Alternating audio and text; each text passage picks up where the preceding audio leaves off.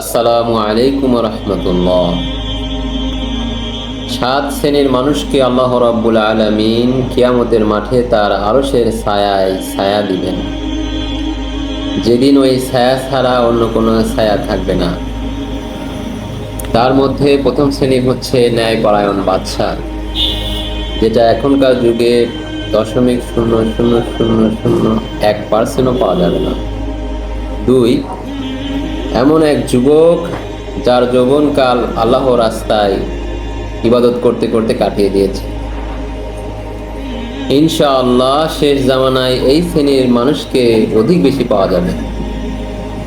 তৃতীয় শ্রেণী হচ্ছে ওই ব্যক্তি যার অন্তর মসজিদের সঙ্গে ঝুলন্ত থাকে, অর্থাৎ তার অন্তর মসজিদের সাথে আটকায়া থাকে, অর্থাৎ এক নামাজ পড়ার পর পরবর্তী নামাজ পড়ার জন্য ব্যাকুল হয়ে থাকে। চতুর্থ ওই